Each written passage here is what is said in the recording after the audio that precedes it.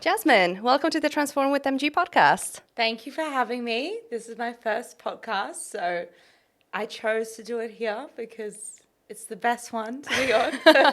Oh, I feel honored. From a Playboy cover magazine to starting your own coaching business and prepping for your first bikini show, let us know, I'm intrigued, what got you into modeling and especially for in the Playboy industry? Tell us the whole origin and what got you there. Well, it's a weird one because it had never really been a dream of mine.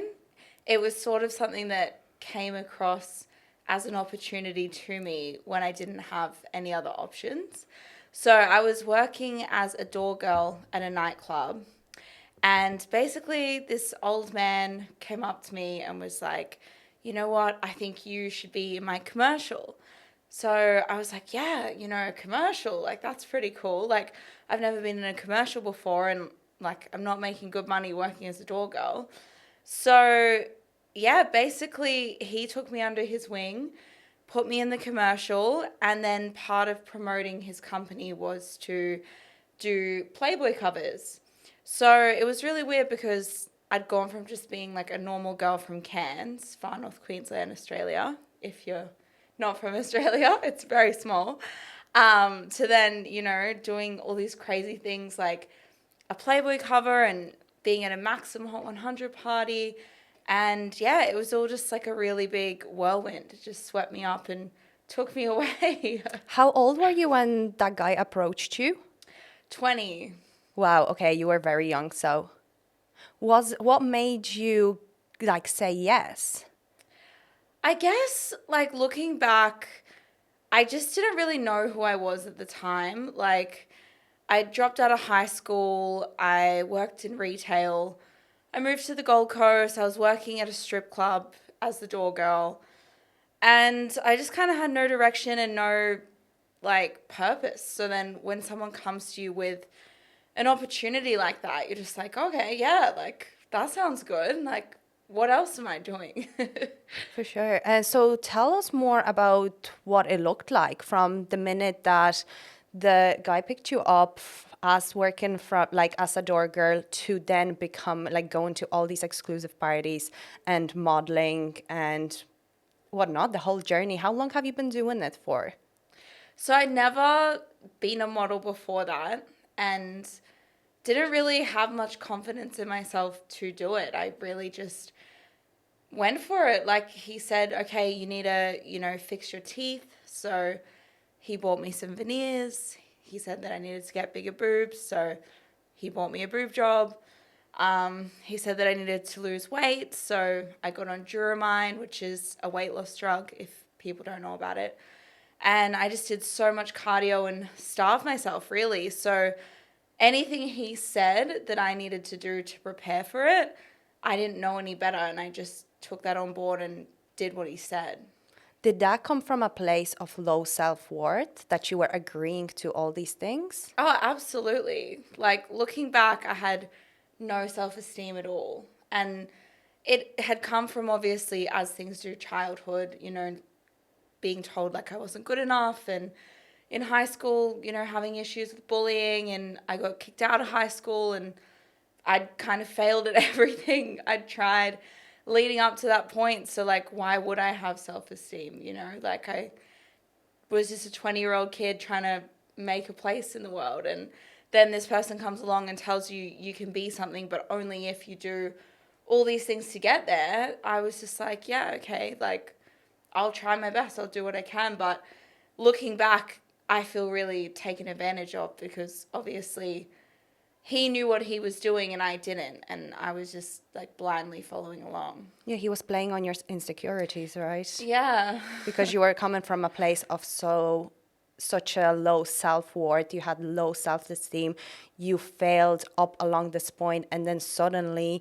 somebody comes along and paints this magic future for you where you can be a star and be brought to all these parties around all these important people. And I suppose, do you think because you went through bullying, being put there made you feel that you're worth something? I think I already, because I saw a psychologist years after this happened. And basically, she told me, you don't think you're good enough. Like, that's a core belief you have about yourself. And so I think looking back, I went into that situation already feeling not good enough. And almost, this sounds really bad, but liking having someone confirm that to me. So having this person say, like, you're not thin enough, you're not pretty enough, you're not sexy enough. It was almost like a challenge for me to be like, you're right, you know, I'm not good enough, I need to change. Like, so I was kind of hurting myself by letting this person hurt me in a way. Yeah, it was that validation almost from your, like, for your self-limiting beliefs. Yeah.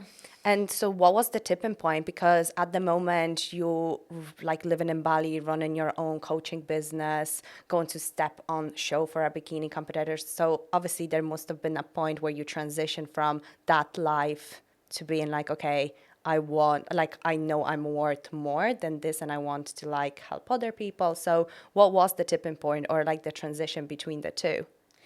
Well, so I believe that when you're not doing things that are aligned with who you are, it manifests in your body and in your behavior. So I was partying like 5 nights a week, drinking alcohol, taking drugs. I was like getting so blackout that I would fall down a staircase, get kicked out of a nightclub, pay someone to let me back in and get kicked out again. Just an absolute disgrace. Like, I was just not living aligned with who I felt like I truly was. And it just got to a point where I hit rock bottom. Like, I just was not getting out of bed. I wasn't taking care of myself. I was just writing myself off and allowing people in my life who just didn't care about me and were taking advantage of me. And it got to a point that I just couldn't do it anymore. So it wasn't really a matter of me like choosing not to do it. It was more so like being forced not to do that anymore because I just physically and mentally couldn't do it anymore. And then I had to really look within and be like, okay, you need to make a change. What else can you do? And like I said, I dropped out of high school. I didn't have any other qualifications, but I knew that I loved training. I knew that I loved being healthy. I knew that I loved people. And I'm like, okay, coaching is something that I can do. And then since then, I've just never looked back because it's been so fulfilling to actually help people and be healthy and live a life that I actually feel good about and proud of. And the standards in my life have just gotten so much better. So That's amazing. That's incredible that you were able to realize that this change is what's going to improve your life. And have you done any work then on your mindset? Like, have you purposely or intentionally went out and perhaps read books or done courses or seen like therapists to bring you from a mindset of like, okay, I'm not good enough, my self-worth is so low, to like, no, actually, like, I have that like potential in me to do better? yeah, absolutely. So basically, I went a couple years working in a gym, and then I just got hit again with like a really bad low of like a depressive low where I couldn't get out of bed, and I just didn't understand because I was like, things are good. Like, I have clients, I have a job, I have a boyfriend, I live in a nice apartment. Like, on the surface, things are fine. And that's when I went to a psychologist who basically was like, you know, you've just been sweeping all of these things like under the rug and haven't actually let yourself feel any of the things that have happened. And you still feel these ways about yourself because you haven't actually addressed them. So after that, I started journaling. So I write in a book, I am good enough, like 100 times every morning. I started meditating. And then I started reading as well. So like Ryan Holiday, some stoicism. So getting into that and basically just choosing better things for myself as well. So like something I really struggled with before was boundary setting. I used to just let people like really take advantage of my time and my resources. So actually saying like, no, I can't do that, or like I can't be there. Like, I'm really sorry, I would love to, but like the best thing for me is to actually do this. That has actually really helped as well, because every time that I do that, every time I choose myself and put myself first and treat myself with respect, then my outcomes in life are better. My relationships are better. My job is better. My happiness is better. So it's a process. It is, but it is getting better over time, which is good. Great. And I mean, like, we're always a work in process, right? Like, there's always something that we want to improve. But once you, like, recognize that, like, this is going to be a journey, and when you put in the work, like, you're going to get a better outcome repetitively. So you're 5 weeks out from your first WBFF show. Is it 5 weeks? Yeah, 6 weeks. 6 weeks. Okay, you're like, don't forget about that last week. Don't scare me like that. I'm like, jeez. Whoa. How long have you been prepping for so far? So I decided I wanted to do this about 9 months ago. And then the last 6 months I've been losing weight for. And then 20 weeks has been the prep. Okay, so it's 6 weeks left, 14 weeks you've been prepping for so far, right? Yeah. And what was your like starting point, and what is like your goal end point? So going back to like feeling like you're not good enough, I really believe that if you choose to do hard things, that is the ultimate act of self-love, right? Because committing to a goal and following through on that goal, you prove to yourself, like, I am capable. I am good enough to do this thing. So that's the whole reason that I did this, is because I want to do something that challenges me to be even better than how I feel I am now. So I picked to do this, and then I felt fine about my body, honestly. Like, I had a good relationship with food. I was chilling at about like 67 kilos. And then now I'm sitting at 60 kilos. So I've lost 7 kilos. And then hopefully before stage I can get to 57. Between 55 and 57 would be ideal to win. But honestly, winning is not like the top of my priority list. It's just doing the thing that I've committed to and not quitting. Amazing. So how have you found prep so far? Give us some like highs and lows of the last 14 weeks. Where do I begin? Searching for those highs right now.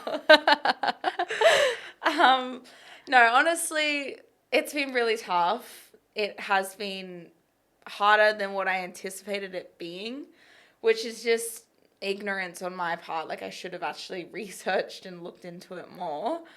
But I am someone that just decides, okay, I want to go for something, and I go for it now, because I think that the best way that you can achieve a goal or learn about yourself is to just do the thing. And then regardless of if you succeed or fail, you're going to gain something from it. So jumping full in, I didn't really know what I was getting myself in for. So the hardest part has been obviously like cleaning up my habits, because my relationship with food before was kind of like, oh, if I want to sit on the couch and eat whatever I want, I'm going to do that. I still train 5 days a week. I have done for a couple of years now. And I do it because I love it, but I never really pushed a physique goal. It was more so like, you know, if I felt like I was getting a little bit tight in my clothes, then I'd pull back a little bit. Or if I wanted to chill, I'd just chill. So then there is no room for chill. Like, it is fully regimented. You know, you have to be tracking your calories every single day. You have to be aiming for macros. And honestly, it does get to the point of being borderline obsessive and a bit unhealthy, I would say. For example, 12 weeks or more out, I was already on 1,400 calories. Training, 2 hours of weights 4 times a week and doing 10,000 steps a day, and then 40 minutes 5 times a week on the Stairmaster. So pretty quickly it became really intense. So that would definitely be the hardest part. Yeah, I think it's important though to talk about the sacrifices that you have to make and the commitments, because there's a lot of people maybe not necessarily wanting to step on stage to do like bikini or bodybuilding, but some people wanting to do photo shoots or comparing like some images that on Instagram or of like fitness models or like fitness influencers. And a lot of those people online don't talk about the behind the scenes things that they have to keep up like every single day in order to be like that. So there's a lot of people that want the end result, but do not necessarily want to go through the whole process of actually getting there. And yeah, to live like a healthy lifestyle and have a fit body and whatnot is so achievable, like while having a balance between like socializing and eating. But that might not necessarily be the case when you want to go to the extremes, right? And then this is why I asked, like, what has it been like? Was it the first time that you realized that you're like, okay, there is no room for like slacking or just chilling, like you have to be like so on the ball with everything to achieve that level of physique? Yeah, it's honestly really tested my mental health at various points. For example, I lost my period at about 12 weeks out, and no one told me that was going to happen. Like, my coach didn't tell me that was going to happen. I looked up videos on YouTube and I didn't see anyone talking about that. So, like, that just really played with my mind because, you get your cravings around a certain time in the month, and I got the cravings and I was like, okay, it's all good. Like, period's coming, it's going to come, it's going to pass, it's going to be fine. And then it didn't come, it didn't pass. I just was crying every day and I was like, what is going on? Like, this feels really uncomfortable and strange. Like, I don't feel normal in my own body. Like, it felt like something that I've never experienced before. And then with sleep as well. So something I've learned is that you've got to have your dinner like right before you go to sleep, because if you don't have food right before you sleep, you're going to be starving and you're going to wake up at 3 o'clock in the morning and you're not going to be able to get back to sleep and probably be having high levels of anxiety at various points throughout the day. So it definitely isn't something that I would recommend doing if you're not sure about it, because it is very mentally taxing, I would say. Yeah, so you're either 100% committed to the end goal or just like don't like even go near like Yeah. trying to prep for it if it's not something you're certain about. And have you noticed then any like positives out of that?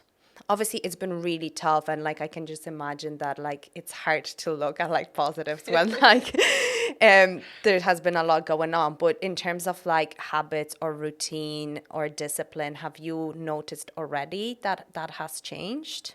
Yeah, so some positives about it are it forces you to look at your own behavior patterns. So going back to thinking I'm not good enough, it's really made me analyze, do I still think that? Am I sabotaging myself? Am I trying to prove that I'm not good enough by messing this up? And something I've been doing is journaling throughout and really looking at my mental health patterns throughout, because you learn things about yourself through the journey.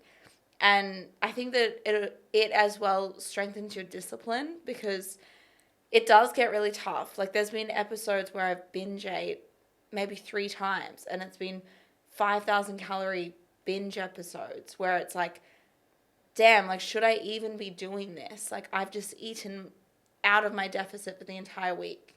Like, should I just quit? And having friends be like, maybe you should quit. Having my coach being like, maybe you should quit. Like, it has forced me to really be like, no, I want to get this done. It means a lot for myself, and to sharpen that discipline. And then as well to really look at, am I using food as a tool for like my feelings in a way? Like, I realized when I had those binges, like I was feeling maybe overwhelmed, or I was feeling like a bit burnt out or a bit tired or a bit lonely. And really what it's forced me to do is find new coping mechanisms. So something I've started to do is like write a list of, when you feel like binging or you feel like throwing it all away, call a friend, get a massage, do a yoga class, go for a beach walk. Like, there's so many other things that I can use to cope with those feelings than stuffing my face with 5,000 calories of, Oreos and pizza and chocolate and feeling really bad about it afterwards. Yeah, that's such an important realization because, like, I definitely myself struggled with emotional eating before, and I used to blame myself all the time and feel super guilty for it. And it would usually end up in like massive restrictions or overdoing my exercise. And I never got down to the root cause of it at the time. I was just constantly like, what's wrong with me? I don't have discipline, I don't have willpower. And it was always just turning for food, whether I was tired, angry, sad.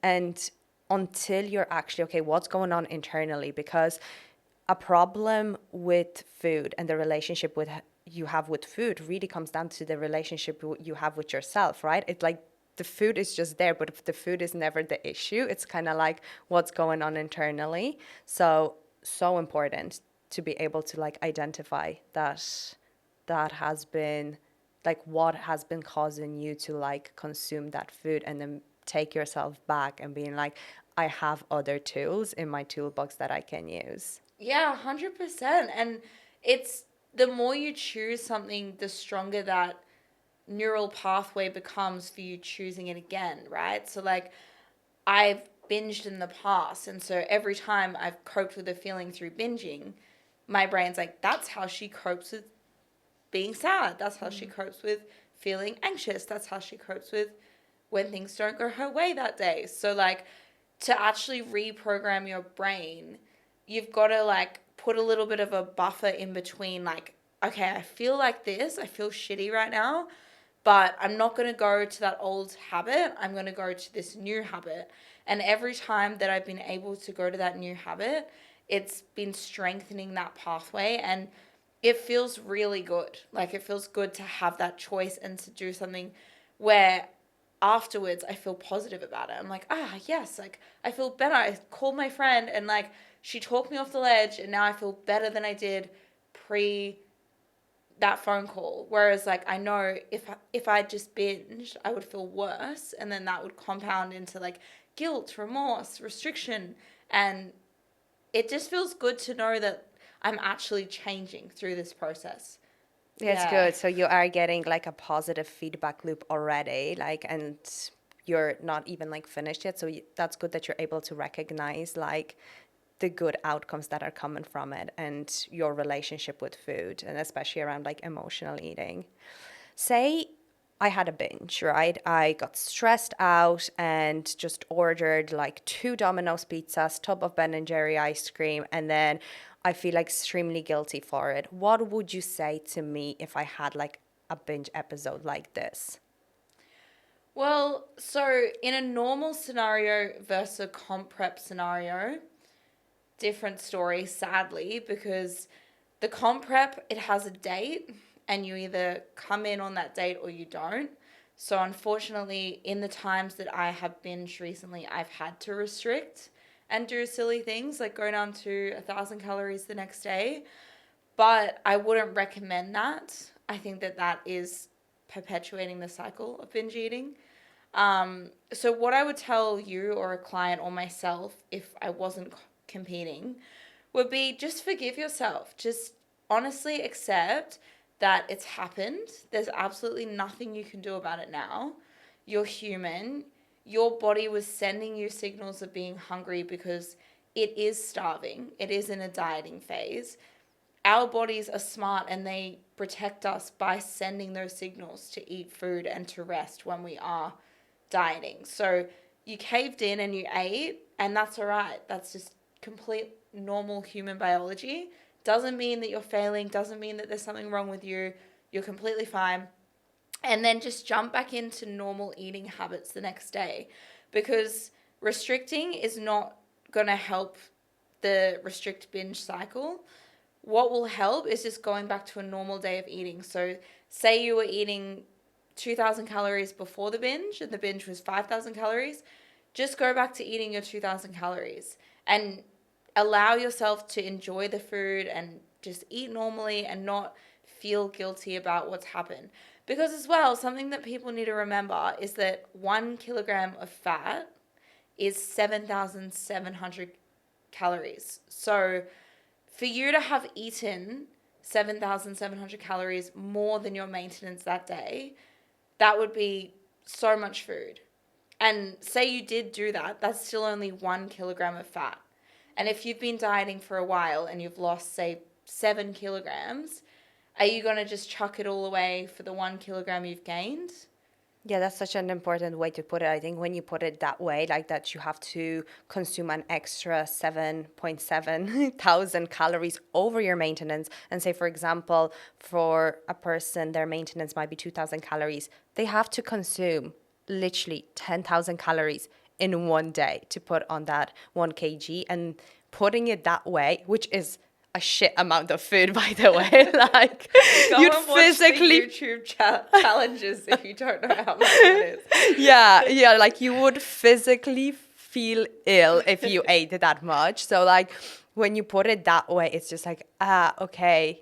But what you're saying essentially is just to have a little bit more self-compassion and be kind when we do get episodes like this. And it's just like sometimes it's just happens because we're human and we cannot control everything. And I guess, yeah, identify maybe why the binge happened, because there obviously is a reason. But I think a lot of the time people identify a binge, whereas it's just simply overeating. And like, Yeah, I agree. like there's a difference between overeating and binging, right? Like one is coming out of a place of being out of control around food, and the other one is just simply enjoying some extra food because it freaking tastes nice.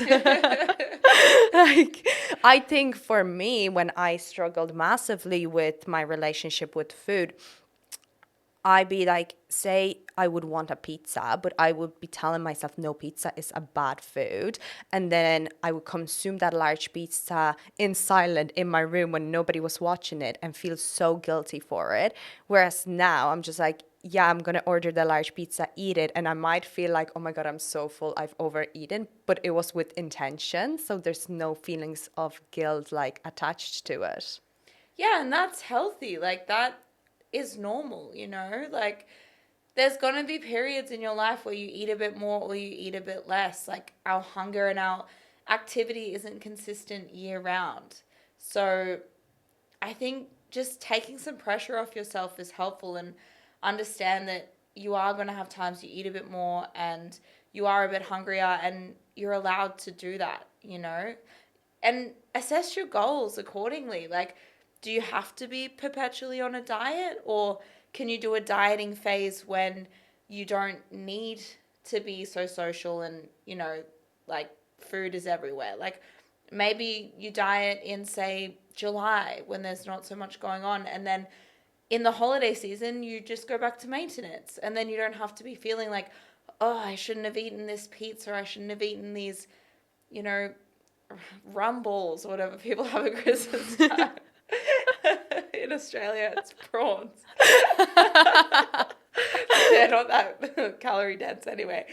But yeah, like, just, I mean, I think it's important to plan your goal around, yeah, like what lifestyle you want to live, essentially. Like, I wouldn't want to live this prep life forever. Like, I don't want to live off 1,400 calories. I don't want to do 4 hours of training a day. So like, when this is over, I'm not going to try and maintain my body at 57 kilos because I don't want that lifestyle. You know, like, I'm happy to go back up to even 67. Like, if that feels good for me and I can actually eat food and be social and enjoy my life, then I would rather that. Do you think there's a pressure for, especially for women, to look a certain way? And do you feel like, because obviously like you're working with clients as well, with like, are all your clients females, or do you, Yeah. so do you notice that kind of behavior of like women constantly being stuck in like always dieting? Like, do you think there is some sort of pressure to perhaps look a certain way, or forever be in that like cycle of like, no, I need to lose weight or I need to look a certain way? Yeah, I think in general, women are so critical of our appearance. I think that we have a lot of negative self-talk. For example, like, I have a client who's just like, I hate my arms. I think my arms are disgusting. Anytime I see them, I feel really upset. And like, she has an amazing body. And even if she didn't, it's the way that she's talking about her body is not coming from a good place, you know? Like, I think it's not even her fault. It's society, it's, you know, internalized misogyny and beauty standards. It's so much of like what we see and what we're told from a young age is you need to be lean and toned, and you need to, you know, have certain hair and certain facial features and certain skin tone. And I think that it's just a really slippery slope when you start to, you know, compare your body to the ideal, because there's always going to be something. And I used to be stuck in this back in the Playboy days where like I would be like, I need a chin implant because I have a receding chin. I need a BBL because I don't have enough waist hip ratio. Like there's just always something that you can be picking apart and critiquing. And it's just not healthy. Like it's so much healthier to just be like, yeah, you know, like I like to train because I feel good and I like to feel good in my clothes. But this is my body, and like, yeah, it's not perfect. Like there are things that are not ideal, you know, but it's mine and I love it because of what it can do as well. Yeah, and obviously you experienced such high pressure when you were like working as a Playboy model. Did you find you had that pressure as well moving into the fitness industry? Perhaps comparing yourself in other ways to other fitness trainers or like fitness girls, gym girls? You know what? I think because I went through that experience and I was so off put by like how much pressure was put on my appearance that I just was like, F it. Like, I don't even care. Like, whatever. I'm just like living my most free life now. Like, I don't care about people's opinions about how I look. But then, so I didn't really compare to other fitness trainers. But something that I found triggering, two things I found triggering, are men in the gym just like giving me compliments or telling me like sort of what my goal should be. Like, there's been just a couple of examples where like someone's come up to me and they've been like, oh, you're a personal trainer, and they're like, oh, you must feel like you need to be like really lean then, like to, you know, sell your fitness program. So I'm like, oh, like not really. And they're like, oh, you know, like don't you feel like you need to like lead by example and be really lean? And I'm like, oh, not really. But like now that you've said that, like that does make me feel as though I do need to Interesting. care. Or for example, like a PT I used to work with was just like, you know, Jazzy, why are you eating that chocolate? Like, you shouldn't be eating that. Come on, summer's coming. And it's just the opinions of other people that would trigger me, because I didn't really feel that way about myself anymore. But then I just kept coming up against opinions that did make me feel like that. And And did you always feel like it was the men? I feel like it's men more so than women. The way that I was triggered by women was in consultations. Sometimes women would be like, how much do you weigh? I want to weigh like 5 kilos less than that. Or I don't want to look like your legs, for example. Like, I want to have slimmer legs than you. Yeah, I definitely think the more aware we are as like coaches and personal trainers, we can identify how like harmful comments like this can be. But I think also like the general public, and I think especially the older generation, Yeah. make comments which they think maybe are coming from like a good place or are won't really have an effect on a person, but they can be extremely like damaging to a person, like the way a person perceives like themselves, or like, you know, what thoughts then they're gonna get out of that. Absolutely. And that's something that as a coach, like I'm really mindful of as well, is before I praise someone on a body composition change, I try and ask them how they feel about it. Like I'll be like, how do you feel about your progress? And they're like, yeah, I feel really good. I feel like I'm losing weight and I look leaner. And I'm like, yeah, you do look leaner. Nice work. But I don't want to ever just push my idea of what ideal is onto that person by being like, yeah, you're looking better, your abs are coming in, nice work, because they might not actually be feeling good about the process or how they're looking. And by me rewarding that behavior or that body, it could actually have detrimental effects to them. For sure. So going back to the men in the gym, have you Go on all day about these. have you ever losers. had any like uncomfortable situations or any like men hit on you in the gym? How, if so, like how did you like go about this?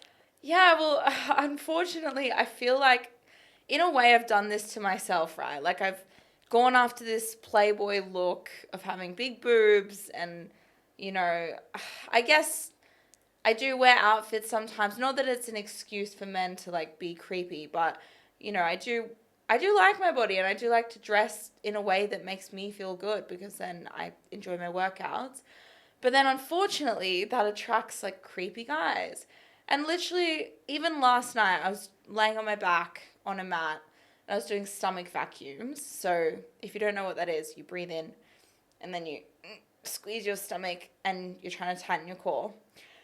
And this man like stands over the top of me, like looking down. And I'm just like, hold on a minute. Like I'm just holding my breath because he's trying to talk to me. And I'm like, yep. And he's like, oh, I need to take you. He was Russian, so I couldn't really understand him. But he's going, I need to take you on a date because you have just an insane body. That's very nice. I like your body a lot, and I need to take you to dinner because of your body. No. And I was just like, I was like, no, I'm not interested. Thank you. Like, but just the audacity to stand over me, like within a foot of where I was laying on my back, like in a vulnerable position, stand over me and look down and just tell me like you like my body. And, you know, it was like 9 p.m. at night and not many people in the gym. I just felt like it was very inappropriate and Of course, yeah, yeah, like, definitely inappropriate. And like you're saying, the audacity to even do that. And I don't know where's he getting the permission from to even comment on your body. Like, you know, this is like where the issue lies. It's like nobody has given anyone else a permission to make an opinion on like how we look. But yeah, like what you mentioned about like, oh, you know, you like your body and the way you dress, and maybe you're doing it like to yourself because you went for the Playboy look. Like, absolutely not, because like that still doesn't give anyone like any excuse to like make any comments towards it.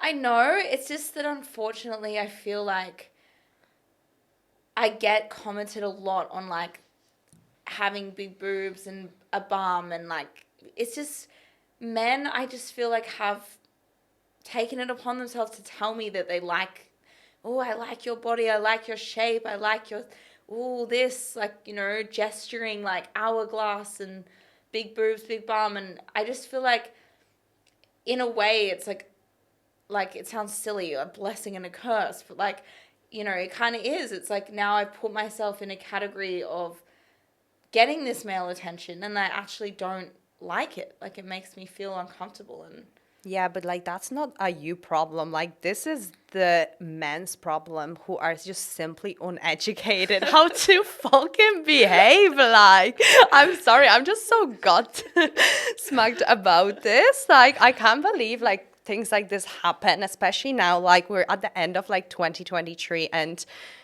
you know, you still have men be like coming, like random people coming up to you in a place where like you just want to feel safe and you just want to work on your body, work on your fitness, making comments like this and like disturbing your workout and making you feel uncomfortable.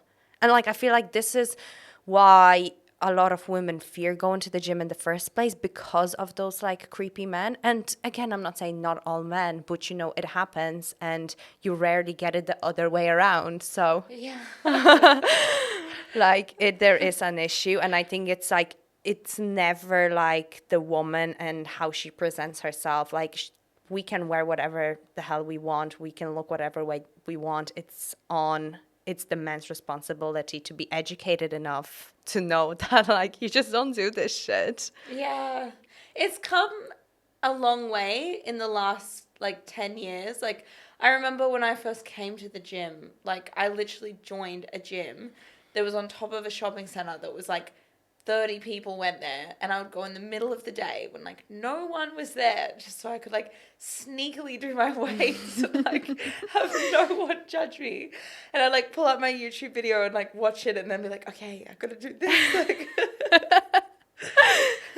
so like back then it felt scarier to get into the weights room than it does now, I think, as a woman, from my own experience. But it still has a way to go, I think. Yeah, 100%. Like, I think it definitely, there is still a lot of learning to do for people. Yeah, but it's nice to see that it's becoming more common for women to be in the weights room. And through social media, really, like, there is so many, like, fitness influencers now, like, posting training really heavy, like, and aiming to be strong. And I think that just kind of opens up the door for other people being like, oh, okay, this is, like, an enjoyable way to train. Like, the weight room is not only for men, like, I deserve to take up space there as well. Because what I get a lot as well from clients is just like, oh, like, I can't go and do the bench and only, like, bench the barbell. And I'm like, yeah, you fucking can. Like, you know, I don't care if like 120 kg Joe is standing there waiting for it. Like, you do you. You know what I tell those clients is you pay the same gym membership that he does. Like, you pay $19.95, both of you. Like, why is his right to use this shared equipment more than your right to use it? That's such a good way to view it. Like, yeah, totally right. So, okay, moving on now. You're living in Bali the last 5 months, because I think we came around the same time, right? Also, I can't believe it's been like 5 months I know, already. it's Feels crazy. 5 weeks. But how has been your experience? Because obviously, like, you moved away from Australia, where you grew up, to a country that, like, you didn't know anyone. How has this whole experience been of just like the transitioning to a place and, you know, the uncertainty that comes with moving away from home? Honestly, it's been amazing. Like, going back to the prep goal, I had 2 goals for this year. One was to do a bodybuilding competition, and one was to move to Bali and make enough as an online coach to just survive. Because I was working in a gym 50 hours a week in Sydney, in Australia. And then I was like, you know what? I don't want to live this life. I don't want to be working 50 hours in a gym, never see the sun, never get outside. So yeah, I just took the leap of faith, and it has been challenging, but it's been so worth it. And the relationships that I've made, like you, Laura, who was on last week's podcast. Yeah. Yeah, other friends. It's just been so amazing because, like, it's really just, it sounds really, like, silly, but it's really, like, manifesting your own life, you know? Like, I wanted to have a life that I live abroad, I get to do cool things, and I get to meet people that I'm aligned with and who share similar goals as me, and I've done that. So it just feels so amazing that it's possible, and I'm living it. What would you say to anyone that is perhaps, you know, they have this idea of being stuck in a bit of a rut because they've been living in their hometown for the last 25 years, and they're looking at all these like people online just moving abroad, living their life, but aren't unsure, a little bit scared? What would you tell those people? I just say, like, what's the worst case scenario? You know, like, I can't speak on anyone else, but for me, like, I'm 27 years old. I don't have kids. I don't have a partner. I don't have a mortgage. Like, why can't I just try it? You know, like, go and try it. If it doesn't work, I can just go back to Sydney and pick up where I left off, working in a gym 50 hours and make a good living. And for most people, they can do that too, you know, like, say that you are in a rut and you work as an accountant and you work 50 hours a week and you don't like it. You can just try and move and try and do something different. And if it doesn't work, then go back and find another accounting job. And, like, it's not that serious. Like, I like to remind my sister of this as well. It's like, at the end of the day, like, we're just literally, this sounds a bit morbid, but, like, killing time until we die. Like, we're just on this floating rock that's spinning through space, and we're just doing things daily to pass the time and to make it feel like we have purpose. But, like, really it's not that serious. Like you could be doing anything. Yeah, and I think, yeah, it might sound a little like cynical, like saying like we're all gonna die, but I think it's an important thing to like face. Like we do have limited time. And if we want to live like a fulfilled life and according to our own standards and it's the way what success means to us, like then getting up and going after it is the only way forward, because it's just not gonna happen. You're not magically gonna have this amazing life you're always dreaming of if you're gonna stay in the same place. 100%. Like, just try. Just try. And there's so many success stories as well, like, of people, like, even on my TikTok today, like Bethany Frankel. I don't know if you know who that is. I'm a huge Real Housewives fan. I mean, there's like 5% of people who watch that show. But she's a housewife. And she started, it's called like Skinny Margarita. And it was just like a low-calorie cocktail. But she was like, I was broke when I was 30, and then I had kids at like 35, and I was broke still, and then Skinny Girl Margarita took off, and like, you know, now she's a millionaire. It's just like, people like go after what they want and make it happen at so many different ages, you know? So like, to think that I've got to have this before I'm 30, or I've got to have, you know, these things tied down, otherwise I'm not a success. Like, that's just not true. Like, there's so many living examples of people who didn't follow this, you know, ideal timeline and still made their life something so amazing. So if you think even 1% of a chance that you can go out and have a better life, you should. Yeah, and like that's such a good way to view it, especially somebody in their like early 20s. That's like you can literally start a new life, fail and start over and still have like a good run at like being super successful and, you know, succeeding at like different aspects of life. And like, what's success as well? Like, you know, like for me, like I just want to always be like improving. Like, as long as I'm improving on who I am as a person and I'm doing what I want to be doing in the moment, in terms of like, I'm happy now and this is fulfilling right now, then I'm happy with that, you know? And for some people, success is having a family. For some people, success is having $1 million business. For some people, it's just, you know, having enough free time and security. Like, don't let someone else, if you're looking on social media, don't let someone else tell you what your success should be. You know, it could be living in Bali and it could not be living in Bali. Like, could be anything. So what's the biggest lesson you've taken away from being here so far? Wow, there's just been so many lessons.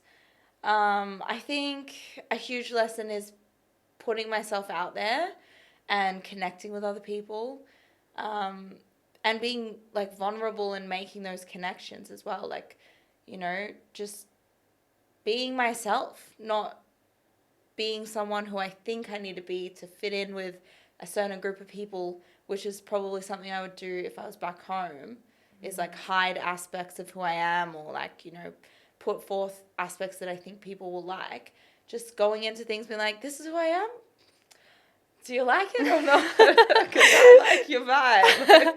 But that way you attract the right kind of people, because then you know they're just like true friendships because you showed up as the most authentic self and they get what they see and that's it. Like there's no like guard or filter there in between. So yeah, no, that's great. Okay, we're nearly at an hour, so let's wrap up with just some quick fire questions then.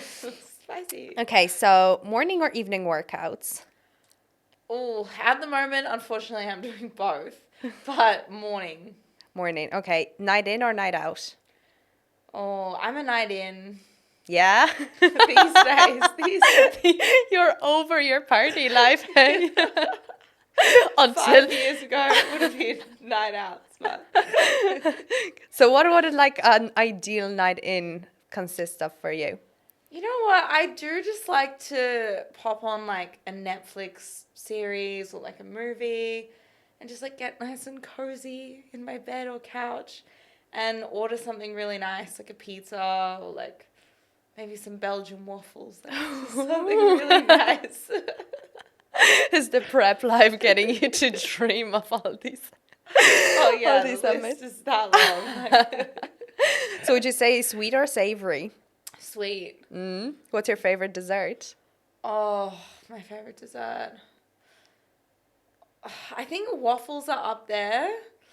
Cookies, definitely some like we were talking about the other day, like a hot cookie with like a Ice scoop cream. of ice cream. Oh, I'm getting hungry now. What about you? Favorite dessert? Yeah, like chocolate, something chocolatey, definitely. Like I'm a more like sweet, 100%, but yeah, hot cookies. So there's a place here in Bali, what Canggu, what do they have anywhere? I don't know. Well, in Canggu anyway, dank cookies, and I don't know what they're putting into them, but it's addictive. Like it's honestly addictive, and I'm pretty sure anyone that has tried them is just gonna say the same thing. But yeah, cookies or Kinder chocolate is one of my favorite. Or we were talking about this before, but literally scooping Nutella out of the jar. Like you can't beat it. Amazing. Yeah, okay, we're gonna wrap up because we're literally getting up to an hour, so they're probably gonna be kicking us out soon. But this has been such an enjoyable conversation, and thank you so much for joining me here and opening up about your story and how you're getting on right now. And just probably like you probably inspired a heck lot of people or whoever is watching this to actually just go after like their dreams and take a chance, like move out and like improve their confidence and self-worth. Likewise, you are doing the same thing, and honestly, I'm so grateful to call you a friend, and thank you for having me on your podcast. Amazing. Thank you.